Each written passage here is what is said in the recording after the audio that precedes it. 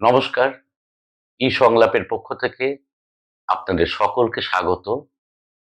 গত শনিবার আমরা নাট্য ও মঞ্চ বিভাগে আনন্দী বসুর সঙ্গে আড্ডা মেরেছিলাম।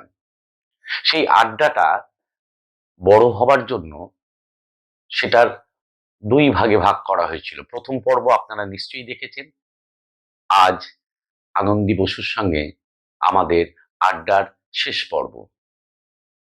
চলুন আমাদের সঙ্গে থাকুন। আজকে কি হবে? কিন্তু ধরুন সেটা তো আপনার কাছে ম্যাজিক, কিন্তু আপনি তো যখন সেটা ঘটছে শুধু আপনার মেনে নেওয়াটাও তো বড় ব্যাপার না, কারণ আপনার চারিপাশে যে মানুষগুলো ছিল, একটা সংসার, ঠিক, যে সংসারের তো একটা দায় দায়িত্ব ভালোবাসা, সব শুধু দায় নয়, শুধু দায়িত্ব নয়, শুধু ভালোবাসা না, সব মিলে ঝুলে আরেকটা গল্প থাকে। ঠিক। তো আপনি যখন আপনার আশ্চর্য খোঁজার জন্য আপনি যখন চলে যাচ্ছেন, খুঁজতে বেরিয়ে যাচ্ছেন, তখন কি একটা কনফ্লিক্ট হয় না? নিজের সঙ্গে নিজের নয়, নিজের সঙ্গে ওই নিজের ভালোবাসার জন্য, নিজের দায়িত্বের জন্য সমস্ত, কিন্তু সেগুলো তো আপনারই। আপনার শুধু শরীর বা আপনার মনটা তো শুধু আপনার নয়, আপনার সন্তানও তো আপনার। ঠিক, আপনি তো ওকে পৃথিবীতে এনেছেন, আপনার স্বামী তো আপনার সঙ্গী, তারও সঙ্গ আপনার হয়েছে। কনফ্লিক্টটা আপনার দিক দিয়ে হয়তো হলো না, কারণ আপনি ধরেই নিয়েছেন আপনার প্রি প্রোডাকশন চলছে সেই ছেলেবেলা থেকে, আপনার কিছু করার নেই, আপনাকে এগোতেই হবে, আপনি যাবেনই সেই রাস্তায়, এটা তো ঠিক। কিন্তু কনফ্লিক্ট বলছি যারা পাশে ছিল, যারা হাত ধরাধরি করে হাঁটছিল, তাদের হাত ছাড়তে হবে কিছু সময়ের জন্য বা অনেক সময়ের জন্য। এই যে দ্বন্দ্ব তৈরি হয়েছিল কি সেখান থেকে বেরোনোর বিরাট, আসলে সেটাও তো আমারই জার্নি, বা সেটাও তো ওইটার উত্তরণ। এটাও যেমন বলি, আমার যখন বিয়ে হলো, মানে আমি যে পরিবেশে থাকি, আমার শ্বশুরবাড়ির পরিবেশ সম্পূর্ণ বিপরীত, একদমই আলাদা। মানে মানে একটা কালচার ক্লাশ বলতে পারি সেখানে। কিন্তু সেইটার ভেতর থেকে, ওই যে বললাম, যে আমাকে চিরকাল উদ্ধার করে করে আনে, সে হচ্ছে আমার ভেতরের অবজার্ভার। কেননা আমি সেখানে বাইরের ওই ক্লাসটা যতই হোক না কেন, আমি ভেতরের একটা অন্য অনেক জিনিস দেখতে পাচ্ছি, যে কেন এই জিনিসটা ঘটছে। সেটাকে কি বলি, সেটাকে একটা এক্সট্রা সেন্সারি পারসেপশন বলবো। কেননা আমার পারসেপশনটা, আরো অনেক আমার মতন এরকম মানুষ আছেন যাদের এই সেন্সারি পারসেপশনটা অনেকটা বড়। খুব স্বাভাবিক মানুষের নর্মাল যেটাকে আমরা বলি, সেটা নর্মাল নয়। সেই জন্য যারা আমাকে ছোটবেলা থেকে তারা চেনে, তারা অনেকে আমাকে বলে পাগল, ও একটু খ্যাপাটে আছে, বা ও একটুখানি মুডি আছে, এই আছে। আমি না পাগল, না খ্যাপাটে, না মুডি। আমার ভেতরের যে প্রসেস, আমি জাস্ট সেটার সঙ্গে সঙ্গে আছি। এবং সেটাকেই আমি পরবর্তীকালে গিয়ে জেনেছি যে সেটাকেই ভক্তি বলে। ভক্তি বাইরে কোথাও থাকে না। আমার ভেতর যে ঈশ্বর তিনি খেলা করছেন, তিনি আমাকে যে কমান্ড দিচ্ছেন, আমি জগৎ সংসার ভুলে সমস্ত শূন্য হয়ে আমি কেবল সেই কমান্ডটা লক্ষ্য করে এগিয়ে চলেছি। এটাই শতকরা 99% মানুষ, কি আরো বেশি, তারা এটা পারবে না। কেননা যেটাকে আপনি বলছেন যে এই যে চারপাশে সবাই যে রয়েছে, আমার ভেতরে তার আগের থেকে রয়েছে কাতব কান্তা কাস্তে পুত্রা। এবং সেটা মুখের কথায় নেই, আমি তো জানি যে আমার কাছে যে আসছে, আমি কবির পড়েছি শুধু নয়, আমি কবিরের যাপনটার মধ্যে দিয়েও আমার চলা শুরু হয়েছে ভেতরে ভেতরে। এবার সেটা সবসময় বাইরে যে দেখা যায় এমন নয়, বা আমি দেখাবো সেটা এমনও নয়। যে কবিরের সন্তান যখন এসছে, তিনি তখন বলছেন আরে কামাল হো গিয়া, আমার কাছে কিছুদিনের জন্য ঈশ্বর আসছেন, তো যেভাবে পারি তাকে সেবা করব। তো আমার ছেলের জন্মটাও আমার কাছে খুব মস্ত বড় একটা, ওই যে বলছি, আরেকটা দরজা খুলে যাওয়ার মতন, আরেকটা বড় সিন ওপেন হওয়ার মতন হয়েছিল। যে ও যখন আসছে, এমনকি যে মুহূর্তে আমি জন্ম দিচ্ছি, সেই মুহূর্তে চোখ খোলার আগে আমাকে নার্স বলছে, দেখুন চোখ খুলুন, আপনার কি সুন্দর ছেলে হয়েছে। আর আমার ভেতরে সে বলছে, চোখটা খোলার আগে কিন্তু মনে রেখো, তুমি কিন্তু মা নও। কেমন, তুমি একটা প্যাসেজ, কিন্তু তোমার মধ্যে দিয়ে কেউ এলো, খালি দেখে নাও কে এলো, সেটা দেখে নাও। এবং এটা এত ডেফিনিট এই ভয়েসটাকে আমার ইগনোর করার কোনো জায়গাই নেই। আর সেই জায়গাটাতে আমাকে সব থেকে বেশি শক্ত থাকতে সাহায্য করেছে হচ্ছে আমার নিজের ব্যক্তিগত সাধনা, সঙ্গীত সাধনাও বটে এবং সঙ্গীতের হাত ধরে আমার গুরুরা যারা এসছেন তাদের সাধনাও বটে। তো কিছু কিছু জিনিস আমার মধ্যে খুলে গেছে এবং সেটা আমার পক্ষে যে খুব সহজ হয়েছে বরঞ্চ উল্টোটাই হয়েছে, অনেক খুবই কষ্টকর। মানে আমি অনেক জিনিস দেখতেই পাচ্ছি যেটা নয়, কিন্তু তবুও সেটার মধ্যে থাকা, সেটা হচ্ছে একটা বড় অভিনয়। আর আমি অভিনয় করে থাকতে পারবো না, অভিনয়ের জায়গা আমার স্টেজ, জীবন নয়। তো সেই কারণেই যে আমরা বলি সৎ হওয়া, সৎ হওয়া মানে আসলে কি, আমার যে অর্গানাইজেশনটা এখন সেটার নাম হচ্ছে আহা ব্লেসিংস। তো আহাটার অর্থটাই হচ্ছে অ্যাক্ট, হিল, অ্যাওয়েকেন। অভিনয় হচ্ছে সেই প্রাইমারি কমিউনিকেশন। অভিনয় আমার কাছে হচ্ছে সব থেকে পাওয়ারফুল মাধ্যম কমিউনিকেশনের, যেটা দিয়ে আমরা সকলের সঙ্গে কমিউনিকেট করি, এই জগতের সাথে কমিউনিকেট করি। সেটাতে আমাদের 5টা ইন্দ্রিয়কেই লাগে। তো আমি দেখি, শুনি, ফিল করি, স্মেল করি, টেস্ট করি, এবং সেগুলো দিয়েই আমার এই ইন্দ্রিয়ের যে জগৎটা তৈরি হয়। কিন্তু যদি আমি খুব টোটালি করতে পারি, সেটা টোটাল হওয়া যেটাকে বলে, যে আমি যদি টোটালি এইটার মধ্যে পুরো রসটা যদি আমি নিতে পারি, আমি মনে করলাম আমাকে কেউ 4-5 হাঁড়ি রসগোল্লা দিয়ে গেছে, আমি খেতে খুব ভালোবাসি। এবার আমি 2 হাঁড়ি খেয়েছি, 2.5 হাঁড়ির পর 3 হাঁড়ির পর থেকে আমার মুখ মেরে যাচ্ছে আর আমার ভালো লাগছে না। আমাকে পরে আর যদি কেউ একটা এক্সট্রা দেয়, আমি তাকে ধাক্কা দিয়ে ফেলে দেবো, বলবো আমাকে আর দিবি না, আমি আর পাচ্ছি না, আমাকে মারলেও খাওয়াবো না। তো আমার অবস্থাটা হয়ে গেছিল তখন সেরকম। তো অভিনয়টা তারপর আমি বুঝতে শিখলাম, আচ্ছা আচ্ছা, অভিনয় মানুষ এই জন্য করে যে আসলে তার অনেক না বাঁচা জায়গা আছে, যেটা সে স্টেজে উঠে বাঁচতে চায়। সে জীবনে হয়তো কোনো একটা মেয়ের হাত ধরে চুমু খেতে পারবে না বা এই কথাটা বলতে পারবে না, স্টেজে উঠে সে সেই ফ্রিডমটা নেবে, একবার কেন 100 বার নেবে। সে বলবে আমি অভিনয় করছি, সেটা তার ফ্রিডম হতে পারে। হ্যাঁ, অন্য অনেক কিছু হতে পারে, আমি একটা এক্সাম্পল দিচ্ছি। তো এই জায়গা থেকে যখন অনেকে অভিনয় করে, আমরা কি হিসেবে বলি যে ভালো অভিনেতা বা ভালো অভিনেত্রী, যে একজন আমরা বলি না, পুরো জিনিসটার সাথে এক হয়ে গেছে একদম, মানে মনেই হচ্ছে না যে সে আলাদা কেউ, মানে ওই চরিত্রটাই হয়ে গেছে সে। তো সেটা কি করে হয়? তাহলে এটা একটা প্রসেস।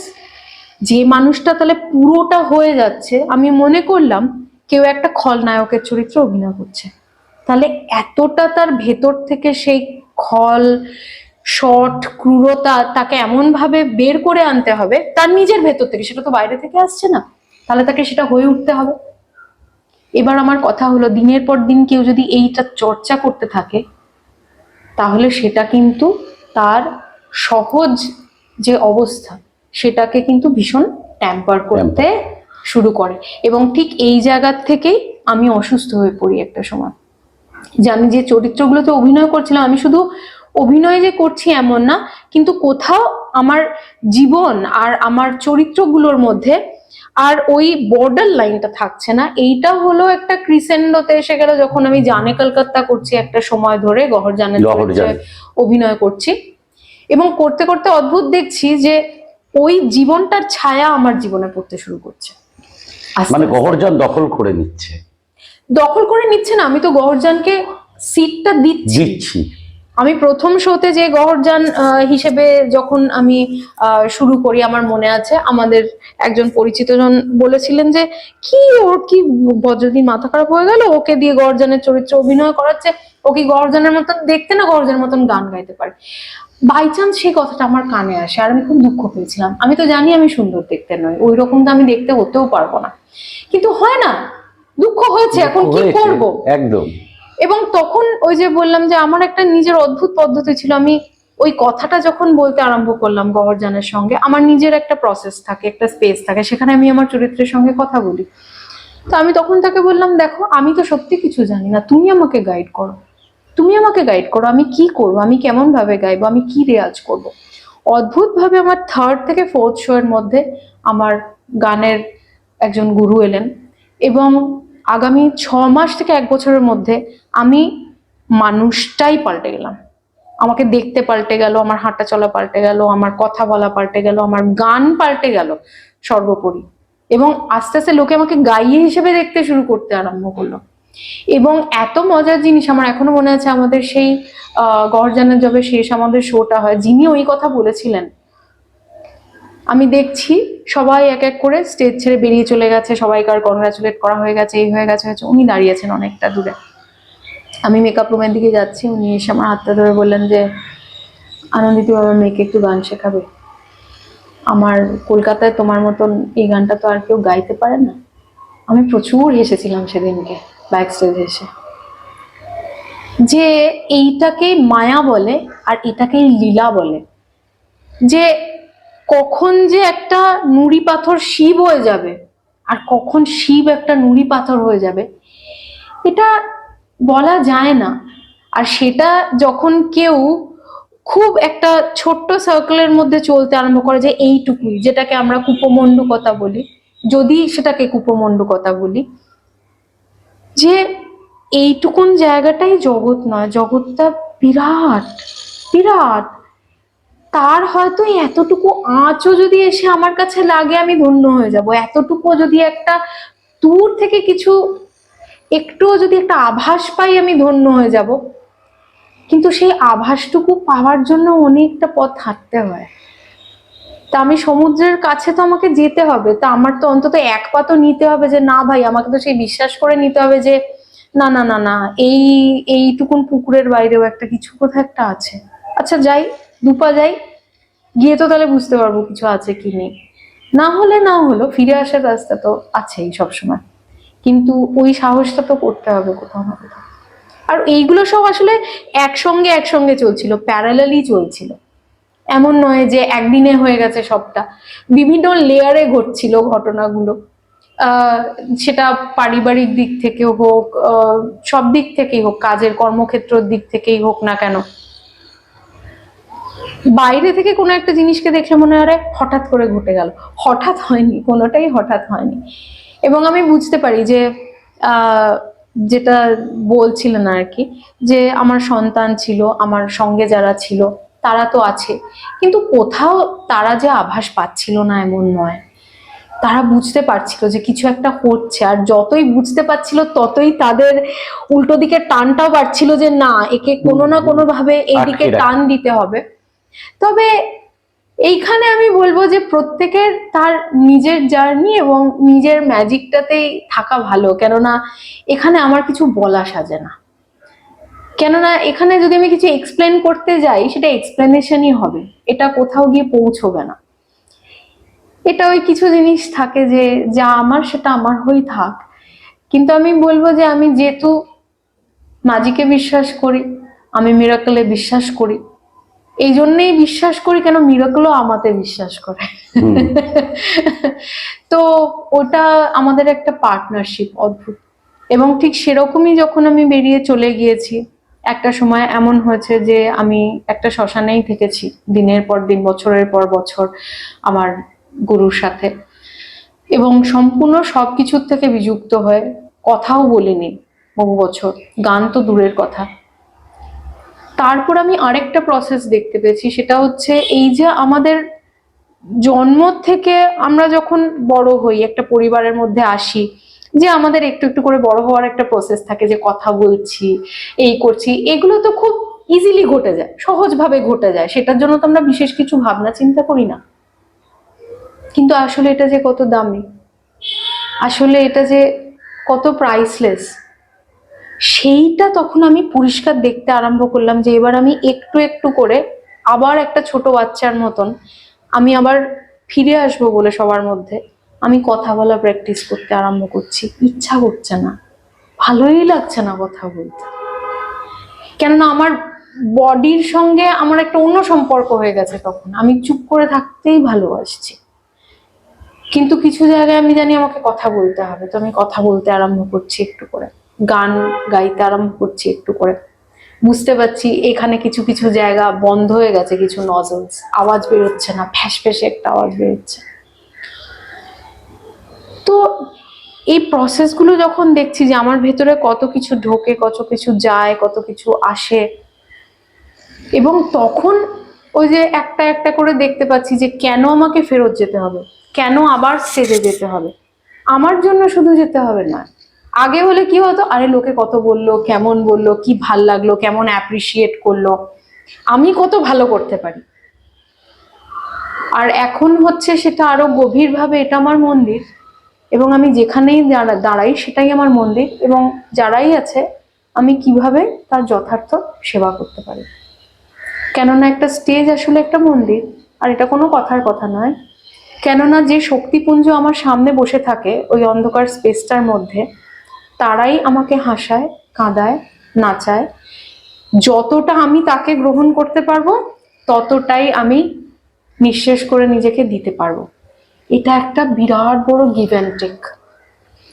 আমি জানি না, এটা নিশ্চয়ই যারা খুব মহৎ শিল্পী তারা প্রত্যেকেই এটা রিয়েলাইজ করেন, মানে উপলব্ধি করেন, এবং করেই তারা সেই জায়গাতে যান। আমি শিল্পী হিসেবে কিছু কি আমি জানি না, আমি নিজেকে কখনো ওরম ভাবে দেখতেও পারি না। আমি নিজেকে বেশ ছোট একটা মেয়ে হিসেবেই দেখতে আমার ভালো লাগে, যে আমি রোজ নতুন কিছু না কিছু দেখি, এক্সপ্লোর করি। এবং আমার যেটা খুব জরুরি জিনিস, যে জিনিসটা মনে হয়েছিল, যেটা শেয়ার করতে চাই আমি আমার ছেলের সঙ্গে বিশেষ করে, এবং তাদের প্রজন্মের যে যারা আমাকে খুব ভালোবাসে ওদের সাথে, যে এই যে একটা ব্রিজিং হয় একটা জেনারেশন থেকে আরেকটা জেনারেশন, এই যাত্রা পথটার মধ্যে অনেক মিসআন্ডারস্ট্যান্ডিং থাকে, অনেক কিছু না বোঝা জিনিস থাকে। কেননা সেগুলো আমাদের ওই পাঁচটা ইন্দ্রিয়র জগতের মধ্যে নয়, সেটা তার বাইরে। সেই সূক্ষ্ম জগৎটাকে আমরা যত আরো ভালো করে বুঝতে বা উপলব্ধি করতে পারবো, এক্সপ্লোর করতে পারবো, তত আমরা নিজেরা সুন্দর থাকবো, আনন্দে থাকবো, সর্বোপরি শান্তিতে থাকতে পারবো। এইটা আমার কাছে খুব জরুরি, খুব জরুরি। আপনাদের এই অর্গানাইজেশনটা যেটা বললেন, সেটা কবে তৈরি হলো, মানে এটার যদি একটু কার্যকারিতা, মানে এটার গোলটা কি? এটার গোলটা হচ্ছে যে আরো বেশি, মানে আমি যদি খুব ফোকাসড একটা গোল বলি, সেটা হচ্ছে একটা সম্পূর্ণ নতুন পৃথিবীকে যারা তৈরি করে সেটা হচ্ছে মায়েরা। এবং সেই মায়েরা যারা কনসিভ করেন, বাচ্চাদেরকে যে কনসিভ করেন, তার মানসিকতা, একজন মা, মা মানে শুধু মা বলেই বলছি না, মাতৃসত্তা তো একজন পুরুষের মধ্যেও থাকে। আসলে কোন জিনিসটা ঘটছে আমাদের চারপাশে, আমরাই যে সেটা ক্রিয়েট করছি, ঠিক একটা থিয়েটারের মতন, ঠিক একটা নাটকের মতন। আমি কেমন ডায়লগ বলবো, আমি কেমন স্ক্রিপ্ট লিখবো, আর তার জন্য আমায় কি চর্চা করতে হবে, এটা হচ্ছে সব থেকে বড় আর্ট, সব থেকে বড় শিল্প। আমি স্বপ্ন দেখি একটা সুন্দর পৃথিবী, আমি তৈরি করতে চলেছি একটা সুন্দর পৃথিবী। আমি একটু একটু করে দেখছি আমার চারপাশে সেই জগৎটা তৈরি হচ্ছে, সেই ছেলে মেয়েগুলো আসছে। অনেকে আমাকে এই যুদ্ধ ডিস্টার্ব করে না? এই যে প্রতিদিন হাজার হাজার ইসরায়েল প্যালেস্তাইনের যুদ্ধে প্রতিদিন মরছে, এবং আমরা সহজভাবেই প্রায় নিয়ে নিয়েছি। নিশ্চয়ই সেটা ডিস্টার্ব করে বলেই তো, ডিস্টারবেন্সটা কারা ক্রিয়েট করলো, ডিস্টারবেন্সটা ক্রিয়েট কারা করলো, আমরাই করেছি। আমাদের আগের জেনারেশন, তার আগের জেনারেশন, তাদের মন, তাদের মানসিকতা, তাদের চিন্তা ভাবনা। তো এই চিন্তার জগৎ, যেটা একজন শিল্পীর জগৎ, প্রথমে তার তো ভাবের জগৎ, ভাব জগৎ, তার ভাবনার জগৎ। এবার ভাবনার থেকে তো শুধু ভাবনা নয়, আমি যখন কিছু চিন্তা করি সেটা আসে হচ্ছে আমার শরীরে, একটা অনুরণন তৈরি হয়, একটা স্পন্দন তৈরি হয়। আর সেটা আমি জেনেছি মিউজিক থেকে, যে আমি যখন একটা সুন্দর কথা বলছি, একটা ভালো কথা বলছি, কেউ আমায় ভালো কথা বলছে, আমার ভেতর একটা অন্যরকম স্পন্দন তৈরি হচ্ছে। কেউ যদি আমাকে খারাপ কথা বলে, কেউ যদি আমাকে মারে, কেউ যদি আমার দিকে চিৎকার করে দিয়ে আসে, তাহলে একটা অন্যরকম স্পন্দন তৈরি হচ্ছে। তাহলে দেখতে হবে যে আমরা বেশিরভাগ কি তৈরি করছি মনের ভেতর।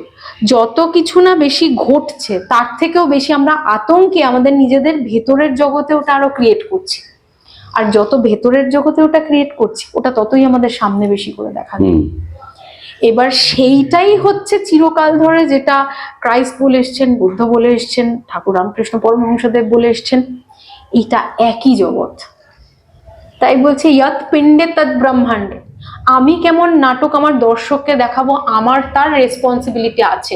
আগে আমাকে যে কেউ হলে যদি বলতো যে আপনাকে এই একটা চরিত্র দিচ্ছি, দারুণ একটা ডার্ক শেডি ক্যারেক্টার, এইরকম খুব, আমার মধ্যে কেমন অভিনয় করব, লেডি ম্যাকবেথ করব কেমন, আমাকে কেউ কোটি টাকা দিলেও আমি লেডি ম্যাকবেথের চরিত্র অভিনয় করব না। কেননা একটা চরিত্রের থেকে আমি অনেক বেশি দামি, আই এম প্রাইসলেস। আমি সেই চরিত্রে অভিনয় করব না, কেননা সেই কম্পনটা যদি সত্যি আমি আমার শরীরে বসাতে আরম্ভ করি, আমার চারপাশের লোকজনের মধ্যেও সেই কম্পন, সেই তরঙ্গটাই আমি ছড়াবো। কেন দেবো তা আমি? যথেষ্ট আছে। এটা আমার পার্সপেক্টিভ, আমার জগৎ। আমার কথা হচ্ছে একজন আর্টিস্ট কোথাও তো তার ভেতরের যে যন্ত্রণা বা তার ভেতরের যে কষ্ট, সেটাকেও তো এক্সপ্লোর করতে চায়। সেটা দেখানোর জন্য আমার চারপাশে কি হচ্ছে আমি অ্যাওয়্যার করাতে চাই লোকজনকে। কিন্তু আমার কথা হচ্ছে অ্যাওয়ারনেসটা, আমি জানি কি চলছে। আমি যদি জানি যে আমার খাবারের মধ্যে একটা একটা তরকারি আছে যেটা পচা, যেটা খেলে আমার শরীর খারাপ করবে, অ্যাওয়ারনেসটা আমাকে তাহলে কি করতে সাহায্য করবে? আমি পচা তরকারিটা বাদ দিয়ে খাবারটা খাবো যাতে আমার শরীরটা ঠিক থাকে। অ্যাওয়ারনেস কখনোই এটা বলবে না তাহলে পচা তরকারিটা খাও, খেয়ে শরীর খারাপ করো, শরীর খারাপ করে আরো বেশি ডাক্তারের কাছে যাও, সেটা বলবে না। এই জিনিসগুলো ভয়ানক সূক্ষ্ম জিনিস। আর এইগুলো যখন প্রত্যেকে এটার মধ্যে দিয়ে যায়, আমার ছেলেমেয়েরা যারা আছে, আমার কমিউনিটি যেটা আছে এখন প্রায় 100-র উপর মানুষ, তারা প্রত্যেকদিন সকালবেলা সন্ধ্যেবেলা একসাথে বসে মেডিটেশন করে। অনেকে বলে মেডিটেশন করলে কি হয়, কি হয় এটা আমি এক্সপ্লেন করব না। মেডিটেশন আমাদের সহজ সুন্দর অবস্থা। একটা গাছ যেরকম সে তার মেডিটেটিভ স্টেটেই থাকে, তার উপর 10টা লোকে পেরেক মেরে গেলেও সে যেমন থাকার তেমনই থাকে। সে ডালপালা মেলেই দাঁড়িয়ে থাকে, তাকে কেটে ফেললেও সে গাছই থাকে, অন্য কিছু হয়ে যায় না। কিন্তু সেখানে আমাদের কোথাও একটা এতই বেশি টেকনোলজিক্যাল বলি বা অগ্রগতি বলি, সিভিলাইজেশন বলি, তার জন্য যেটা হয়েছে আমরা প্রকৃতির থেকে অনেক দূরে চলে এসেছি।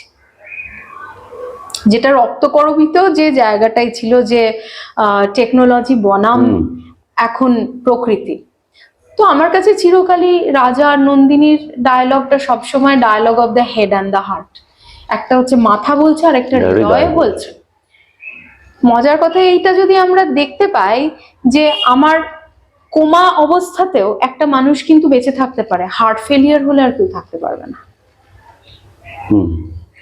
আপনি উন্নতি করুন, আপনি টেকনোলজির বিভিন্ন দিক দেখুন, কিন্তু যাই আমরা তৈরি করি না কেন, আমার এটা মনে হয় এগুলো কতগুলো খেলনাই বটে, আর কিছু না। ডেভেলপড খেলনা, গ্যাজেট, কিন্তু এই যে একটা খেলনা আমাকে দেওয়া হয়েছে, আমি কি এই গ্যাজেটটা নিয়ে সত্যি সত্যি টোটালি খেলে দেখেছি? আমার বডিটা, আমার ইনস্ট্রুমেন্টটা, আমার ইন্টেলিজেন্সটা, আমার শক্তির বলয়টা এতটাই পাওয়ারফুল, এবং সেগুলো আমাদের দেশের সাধনা বলেও না, আমরা এখনো জানি ইনটিউশন জিনিসটা এমন যেটা তরঙ্গে কাজ করে। আমি কারোর কথা মনে করছি মানে সেও আমার কথা মনে করবে, এবং কেউ আমাকে চেনে না, আমি যদি তরঙ্গ, সেরম তরঙ্গ তাকে পাঠাতে থাকি, তাকে আমি শক্তিশালী করতে থাকবো। শাহরুখ খান কোটি কোটি মানুষকে চেনে না, কিন্তু কোটি কোটি মানুষ শাহরুখ খানকে চেনে। কিন্তু যত বেশি শাহরুখের ইভলিউশন হবে, শাহরুখ তত নমনীয় হবে।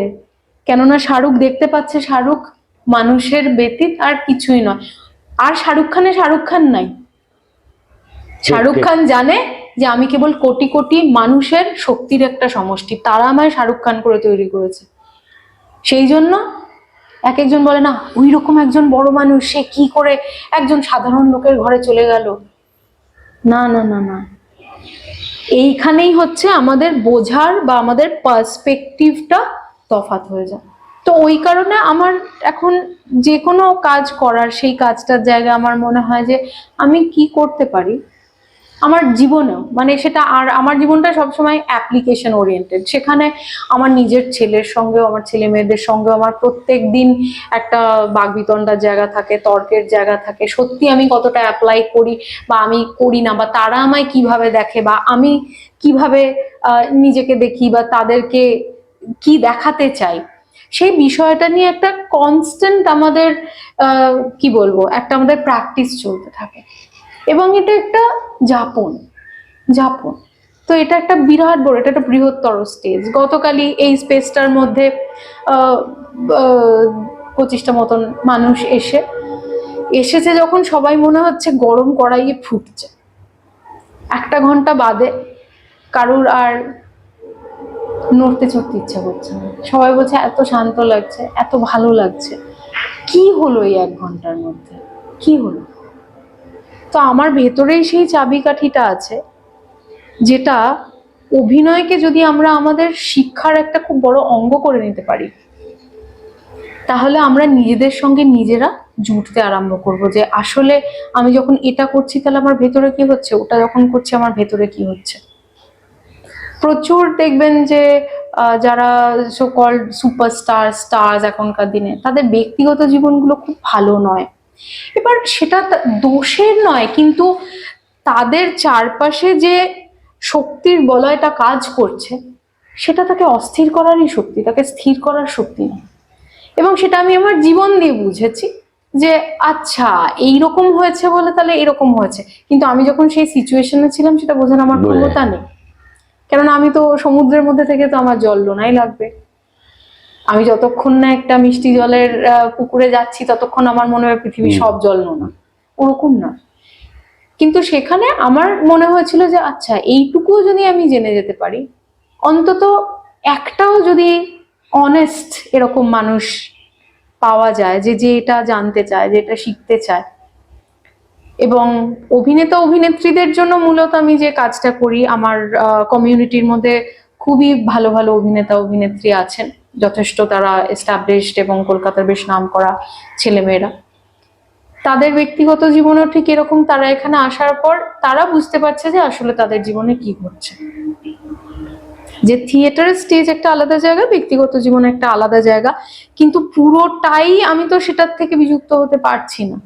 তাহলে আমি যদি এরকম একটা নেগেটিভ ক্যারেক্টারে অভিনয় করি, তাহলে বাড়ি গিয়ে আবার কি আমাকে করতে হবে যেটাতে আবার আমি আমাতে ফিরে আসতে পারি। মেকআপ তো বাইরের মেকআপ তুলে ফেললাম, ভেতরে তো অনেক কিছু পরিবর্তন হয়ে গেছে আমার, সেটাকে আবার কি করে আমি আবার সিধে রাস্তায় আনবো।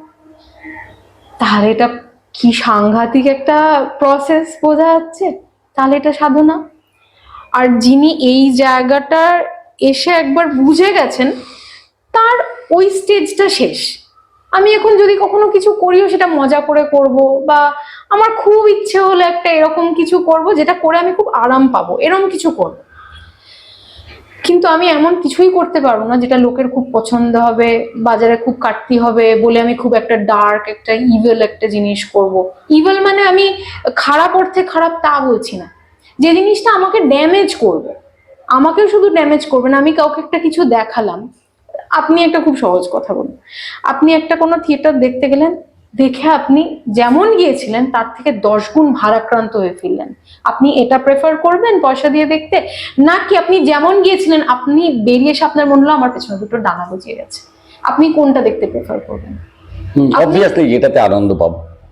আরে এন্টারটেনমেন্টে লোকে আটকে গেছে, এইটাই ভুলে গেছে যে এন্টারটেনমেন্টের বাইরে হচ্ছে এন্ট্রেনমেন্ট। আমাদেরকে দেওয়া হয়েছে পারমাণবিক শক্তি, সেটা দিয়ে আমি পরমাণু বোমা বানাবো না। আমি যত আজকের মাসটাকে দেখি বা আজকের জেনারেশনকে দেখি, এটা একটা কি বলবো, এটা একটা ব্যাকল্যাশ, এটা হবে। কেননা আগের জেনারেশনে যা হয়ে এসছে তাদের ভেতরে যেটা জমা আছে সেটা ব্যাকফায়ার করছে, খুব স্বাভাবিক। কিন্তু তাদের মা বাবাদের বা ওই জেনারেশনের হাতে এমন কোনো টুল নেই যেটা দিয়ে তারা বোঝাতে পারে যে ব্যাপারটা আসলে এমন হয়েছিল, কেননা তারাও তো তার থেকে ভালো কিছু জানে না, তাদের তো দোষ দিয়ে লাভ নেই। আমি কি আমার মা বাবাকে দোষ দিতে পারবো, কেন তুমি ওরম করলে, তখন তুমি কেন এরম বললে, তখন তুমি, যখন আরো কিছু বছর আগে আমি যখন এই প্রসেসটা ছিলাম না, হতো আমার ভেতরেও ঠিক একই জিনিস হতো। আমার মনে হতো যে আমি এখানটাতে সাপোর্ট পাচ্ছি না, এখানে ওরা বুঝতে পারছে না, এটা আমি বুঝতে পারতাম, কিন্তু তাকে কি করে বোঝাবো এটা আমি বুঝতে পারছি না। এই জার্নিটা আমাকে সেই ল্যাঙ্গুয়েজটা দিয়েছে, সেই কমিউনিকেশনটা দিয়েছে। আর এইটা আমার কাছে একটা খুব বড় কি বলবো প্রাপ্তি। আমি ফিরে আসার পর আমার বাচ্চারাই আমাকে টেনে এখানে ফিরে এনেছে, তাদের জন্যই আমার আশা। এবং তাদের হাত ধরে ধরে তাদের বাবা মারা এসেছে। গত 6 মাসে এতগুলো পরিবার, এতগুলো বাবা মা ছেলে মেয়ে, তাদের মধ্যে এই আন্ডারস্ট্যান্ডিংটা ক্লিয়ার হচ্ছে। কারুর কারুর মধ্যে আবার এত এক্সট্রিম হচ্ছে যে তাদের পরিবার এত শকড হয়ে যাচ্ছে যে তারা ভয় পেয়ে যাচ্ছে। আবার ভয় পেয়ে বলছে আমরা এটার মধ্যে যেতে চাই না, কেননা তারা নিজেকে দেখতে চায় না। আয়নাটা তো কেউ দেখতে চায় না, না সবাইকার মনে হচ্ছে না না না না এটা এরকম না, আমরা তো এরকম চাই না, আমরা তো ভালো চাই। কিন্তু অনেক সময় আমরা খুব ভালো চেয়ে কারণ খুব খারাপ করে ফেলি। এইটা যদি না বোঝা যায়, এবং কোথাও তারা সেটা বুঝতেও পারছে, কিন্তু বুঝতে পেয়েও তাদের ভেতরের কি বলবো, তাদের ভেতরের এমন একটা দেয়াল উঠে গেছে, সেটাকে যদি আমরা ইগো বলি, যে আমি তো যেন তেন প্রকারণ ওই দেয়ালটাকে রাখবো, কিন্তু ভাঙতে আমি কিছুতেই দেবো না। কিন্তু এটা যদি আমি তাওয়ের ভাষাতে বলি, তাহলে যে জিনিসটা তুমি চাও যে ন্যাচারালি সেটা শেষ হয়ে যাক, তাহলে ওটাকে বাড়তে দাও, বড় হতে দাও। ওই জন্য ওটা অতিবার বাড়বে এবং ঝরে পড়ে যাবে, পড়বে। কেননা এটা তো প্রকৃতি, প্রকৃতির ভেতরেই এই জিনিসটা রয়েছে, নিজেই ব্যালেন্স করে নেবে, একদম ব্যালেন্স করে নেবে। এবং থিয়েটার হচ্ছে এই সবটার একটা সম্মিলিত প্রসেস, আমরা যেটা একটা দলের মধ্যে পাই বা ইভেন একটা পারফরমেন্সের মধ্যে পাই। একটা কত বৃহৎ আদান প্রদান, মানে বৃহৎও বলা যাবে না, একটা অনন্তের আদান প্রদান হচ্ছে দুটো মানুষের মধ্যে এখনো। আমরা যদি বলি আমি একটা এক্সিস্টেন্স, আমি একটা ইউনিভার্স, আপনি একটা ইউনিভার্স, আমাদের এই যে দেখা হলো, বিরাট একটা ঘটনা ঘটছে এই গোটা কসমসের মধ্যে। Already it is something very big, it is just not a meeting. তো তাহলে তো সারাক্ষণ ওই আশ্চর্যটাই দেখে থাকবে। আর আমি যদি রোজ চোখ খুলে আমার চারপাশ দিয়ে কে বেরিয়ে যাচ্ছে যদি একবার দেখতে থাকি মুখগুলো, কোনোদিন সেই মুখগুলো আর দেখতে পাবো না, জানবোই না আমার পাশ দিয়ে কে বেরিয়ে গেছে আর আমাকে কি দিয়ে গেছে, বুঝতেই পারবো না। আর সেখানে তো কত অভিনেতা অভিনেত্রী আর্টিস্ট এরকম হয়, তারা ফিরে ফিরে একজন আর্টিস্টের কাছে ফিরে যাচ্ছে বা একজনকে দেখতে চাইছে, তাহলে তার কিছু একটা সেখান থেকে প্রাপ্তি ঘটছে, তার সিস্টেমে এমন কিছু একটা আছে যেটা সে পাচ্ছে। তো সেখানে আমি অমৃত দেব না গরল দেব, সেটা হচ্ছে একজন আর্টিস্ট। আমি যদি বলি, আমি আর্টিস্টও বলবো না, আমি জানি না কি বলবো, কিন্তু যদি আর্টিস্ট পার সে যদি বলি, যে যে যে আর্টিস্টকে বলবো ঈশ্বরেরই সঙ্গে এক জায়গায় কো ক্রিয়েটর হয়ে যিনি দাঁড়িয়ে রয়েছেন, তাহলে তার দায়িত্ব আছে, তিনি দায়িত্ব নেবেন। তিনি যদি জানেন যে আমি এই পুরো মন্থনটা আমার চলবে, তার মধ্যে প্রথমে গরল আসবে, তাহলে গরল ধারণ করার মতন আমার ক্ষমতা আছে কি? এবং শুধু ধারণ নয়, সেই গরলটাকে নিয়ে আমার প্রসেস করার মতন, ট্রান্সফর্ম করার মতন ক্ষমতা আছে কি?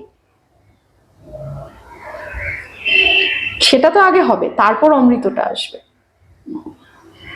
তো ওই আমার মাঝখানে না থাকার প্রসেসটা হচ্ছে সেই ওই ওই অমৃত মন্থনের গল্পটার মতন খানিকটা, যে বিষটাকে কি করে নিয়ে সেটাকে কিভাবে ধারণ করতে হয় আমি তখনও জানি না, আমি শিখিনি।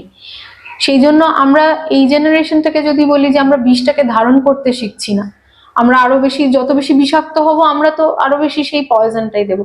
তাহলে ওই ট্রান্সফরমেশনটা শেখাটা খুব জরুরি, যে আমি যেটাই করছি তারপরের একটা কিছু আছে, যে কারণে অনেক লোকই আমি এখনো বলতে শুনি, সবাই এখনো বলে এই ভূত কিরম দেখেছিলাম, জানে কলকাতা কিরম দেখেছিলাম, এই দেখেছিলাম। বিষয়টা তা নয়, কিছু দেখেছিলাম, কিছু একটা ঘটেছিল, কিছুটা উত্তরণ ঘটেছিল সেখান থেকে, এবং সেই জায়গার থেকে অনেকেই ওরকম প্রচুর অনেক ভালো ভালো কাজ হচ্ছে, প্রচুর ট্যালেন্টেড ছেলেমেয়েরা কাজ করছে। কিন্তু জানি না, এটা আমার পার্সপেক্টিভ, যে আমি যতক্ষণ আছি আমি তো আলো দেব। অন্ধকার কি আমি জানি বলেই তো আমি আলো দেব। আমি অন্ধকারকে অস্বীকার করছি না, আমি একেবারেই মূর্খের স্বর্গে বাস করি না, এই জগতে কোথায় কি হয় আমি সব জানি, এমন নয়। কিন্তু জানি বলেই আমার দায়িত্ব বেশি। আমি যদি জানি অন্ধকারটা 100, তাহলে আমার আলোটাকে আমার 1000 করতে হবে। তো তো আমার সাধনাটা ওইটা, যত বেশি অন্ধকার বাড়বে আমি অন্ধকারকে ফিড দেব না, আমি আলোকে ফিড করব। আর আমার কাছে একজন আর্টিস্ট এবং থিয়েটারের সংজ্ঞা তাই, কেননা আমার জীবনে যত বৃহৎ মানুষ এসছেন তারা সকলেই অসাধারণ আর্টিস্ট। তিনি হোক আমার বাউল গুরু সাধন দাস বৈরাগ্য, অথবা পণ্ডিত যশরাজ, অথবা আমার মা বাবা অভিনেতা অভিনেত্রী যাদেরকে আমি দেখেছি, জ্যোৎস্না দত্ত, গুরুদাস ধারা, বীণা দাশগুপ্তা, তাদের কোলে কোলে আমার বড় হওয়া, তাদের অনেক কিছু তাদের কাছ থেকে আমার প্রাপ্তি, শুধু সেগুলো নয়, মানে কত নাম করবে। এবং বিদেশে যখন আমি ধরো 2014 সাল থেকে যখন আমি সন্ন্যাস নিয়েছি, ট্রাভেল করছি পৃথিবীর বিভিন্ন জায়গায়, আমি একদিন যখন মনে মনে ভাবতাম সেই জায়গাটা কেমন হবে, এই জায়গাটাতে লোকজন কি করে, ওই রাশিয়ার রুশ দেশের উপকথা বলছিলাম, আমি নাটক তৈরি করেছিলাম, তো আমার ফেভারিট চরিত্র ছিল জাদুকরি ভাসিলিসা। তো আমি বাড়িতে কি করতাম, আমি আর আমার বোন মিলে ওই জাদুকরি ভাসিলিসা সাজতাম, সেজে আমি ওরকম সেই আমার পিঠে একটা ওড়না লাগিয়ে হাতে হয়তো একটা ঝেঁটা নিয়ে ওরকম সেই ডায়লগ বলতাম, রাশিবাদীরা জাগো, কোমর বেঁধে লাগো, আমাকে কাল রাত্রির মধ্যে এরকম একটা কিছু বানিয়ে দাও, যেরকম আমি আমার বাপের বাড়িতে করতাম। তো মজা পেতাম তখন। আমি যখন আমার গুরু স্বামী হরিপ্রেমের সঙ্গে আমি যখন ট্রাভেল করতে শুরু করি 2015 থেকে বিদেশে, তো ওনার তো ওয়ার্ল্ড ট্রিপ ছিল, আমি জানি না উনি কোথায় কি যাবেন, আমি শুধু জানি আমি ওনার সঙ্গে রয়েছি। আর আমার মজা ছিল, আমি প্রতিবার এয়ারপোর্টে যাব, গিয়ে প্লেনে উঠে বলবো এবার তাহলে কোথায় যাচ্ছি, আর উনি আমাকে বলবেন, মানে ওইটা একটা আমাদের মজার খেলা ছিল। তো প্রথমবার আমি যখন যাচ্ছি, তো উনি তখন আমাকে একটা পাজল দেবেন, এই জায়গাতে অমুক জিনিসটা হয়েছিল, এই জায়গাতে সেন্ট জোনস চার্চ আছে, এই জায়গাতে এইটা আছে। তো আমি তখন বলবো আমি কি এখানে যাচ্ছি, আমি কি ব্রাসেলসে যাচ্ছি, আচ্ছা আমি কি ফ্রান্সে যাচ্ছি। ভেতরে সবসময় একটা ওই মজাটা সারাক্ষণ কাজ করতো। কিন্তু সেই মজাটাও যেমন কাজ করে, তার সঙ্গে সঙ্গে আরো অনেক কিছু কাজ করছে আমার। আমি আমার 9 বছরের ছেলেকে ছেড়ে এসেছি, আমার বাবা মা আছে, আমার পরিবার আছে, কিন্তু কোথাও আমার একটা ভেতর থেকে যেটা আমার, যে আমি যদি বলি আমার সততা, আমার অনেস্টি যে জায়গাটায় ছিল, যে আমি কেন যাচ্ছি, কেন যাচ্ছি, যাতে আমি ফিরে এসে আমার ছেলেকে বা আমার সন্তানকে আমার মা বাবাকে আমি আমার একটা আপগ্রেডেড ভার্সন বা আমার একটা রিচার ভার্সন দিতে পারি। সেটা এখন যেটা দেখাচ্ছে খুব শক্ত মনে হচ্ছে, আমি যদি এখন বলতাম আমি 5 বছরের জন্য একটা অমুক ইউনিভার্সিটিতে গাল ভরা একটা ডিগ্রি করতে যাচ্ছি, তাহলে কিছু মনে হতো না, না না যাও যাও যাও, আমরা সবাই তোমার সাপোর্ট দিচ্ছি। কিন্তু আমি এমন একটা পথ বেছে নিয়েছি, বা জীবন আমাকে এমন একটা পথ দিয়েছে যেটা পুরো আনসার্টেন, পরের দৃশ্যে কি হবে কেউ জানে না। কিন্তু মজাটা কি এইটা নয়, আসলে তো জীবনে পরের দৃশ্যে কি হবে কেউ জানে না। সত্যি কি আমরা জানি? আমরা জানি না তো পরের দৃশ্যে কি হবে, আমরা ধরে রাখি এরকমটা বোধহয় হবে, কিন্তু তা তো হয় না। তো ওই জিনিসটাই যদি আমি বলি আমার ভাষায় বা আমার আধ্যাত্মের ভাষায় যদি বলি, আমি চিরকাল কৃষ্ণ ভক্ত। তো কৃষ্ণ হচ্ছেন সেই ফোর্স যেটা সম্পূর্ণ আননোন, মিস্টিরিয়াস, অন্ধকার, কৃষ্ণ শক্তি। তো সেই অজানার যে একটা আকর্ষণ, যে অজানার যে একটা টান, যে সে বাঁশিটা বাজাচ্ছে আমি শুনতে পাচ্ছি, আমি যাচ্ছি, কোথায় নিয়ে আমায় তুলবে আমি জানি না। রাসমঞ্চে বাঁশি বাজছে, আমি জানি গিয়ে আমি তার সাথে নাচবো।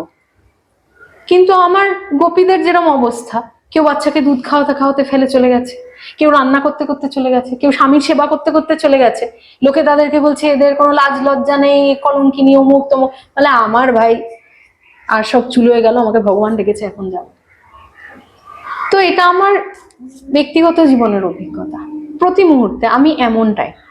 এবং আগে যেটা হতো, আমার যেটা সব থেকে বড় চেঞ্জ হয়েছে সেটা হচ্ছে আমি খুব কি বলবো, সেলফ ক্রিটিসিজম আমার ছিল। কেননা চারপাশে সবাই বলতো তুমি পাগল, এগুলো ঠিক হচ্ছে না। আমি মনে মনে ভাবতাম কি জানি, হ্যাঁ তো সত্যি ঠিক হচ্ছে না, আমি এরকম। সেটা নিয়ে আমার মনের মধ্যে একটা খুব দ্বিধা ছিল, আমি কেন এমন নই, এরকম বলে আমার একটা মাঝে মাঝে হতো। কিন্তু বেশি সেটা হতো না, আসলটা যেটা ওটাই বেশি থাকতো। এটা হতো, হয়ে মাঝে মাঝে আমাকে একটুখানি ডিমোরালাইজ করতো, কিন্তু ওইটার শক্তি অনেক বেশি। কিন্তু এখন যেটা হচ্ছে, যে আমাকে যা বলে আমি দেখি, সে তার জায়গা থেকে দাঁড়িয়ে তার কথাটা ঠিকই বলছে, কিন্তু আমিও যেটা করছি, আমি আমার জায়গা দাঁড়িয়ে ঠিক কথাটাই বলছি, আমি আমার কাজটা করছি। আমি আমার বাগানে যে ফুল ফোটানো সেই ফুল ফোটাচ্ছি, সে তার বাগানটা অন্যরকম তৈরি করেছে, তা দিয়ে তো আমাদের তো কোনো মারামারি নেই।